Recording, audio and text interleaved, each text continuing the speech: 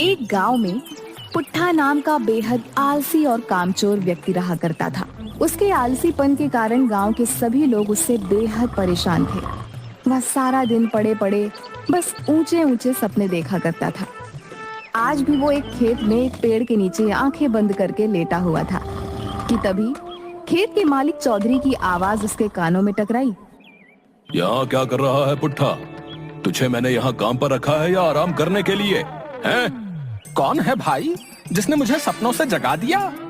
अरे अपनी सोई हुई आंखें फाड़ कर तो देख, मैं हूँ इस खेत का मालिक।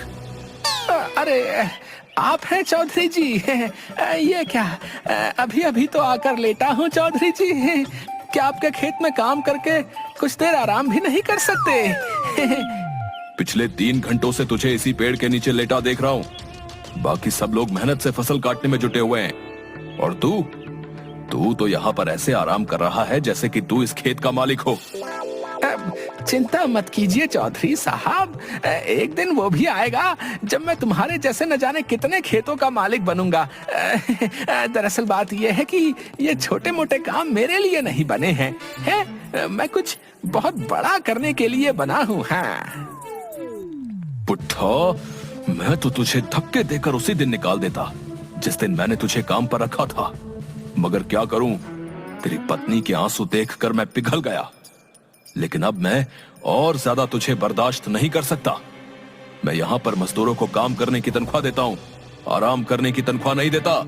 ठीक है, अगर आप मुझे काम पर नहीं रखना चाहते तो मुझे कोई फर्क नहीं पड़ता, लेकिन 10 दिन जो मैंने जी तोड़ करके दे दो। तेरा दिमाग तो ठीक है पुट्ठा, पिछले 10 दिनों में तूने 12 घंटों में 12 मिनट भी काम नहीं किया। किस बात के पैसे? देखो चौधरी, किसी गरीब को दबाना अच्छी बात नहीं होती। अरे आपने फिल्मों में नहीं देखा क्या, जब भी कोई अमीर आदमी किसी व्यक्ति को उसकी तनख्वाह नहीं देता था तो वो गरीब डाकू बन जाता था भाई। पुट्ठा की बात सुनकर चौधरी हंसने लगा। डाकू बनने के लिए भी बहुत मेहनत लगती है पुट्ठा, पता है तुझे? बंदूक उठानी पड़ती है, घुड़सवारी करनी पड़ती है। तुझसे तो वो भी नहीं होगा। इससे पहले कि मैं तुझे धक्के देकर यहाँ से निकाल दूं, सीधी तरह से यहाँ से मेरी आंखों के सामने से दूर हो जा। चौधरी का गुस्सा देखकर पुट्ठा डर गया और चुपचाप अपने घर चला गया।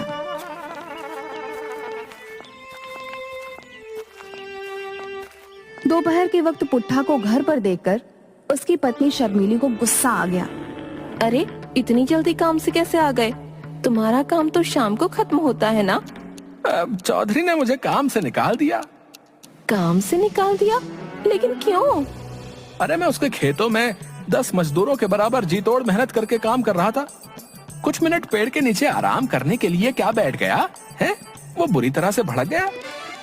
हे भगवान, बड़ी मुश्किल से तो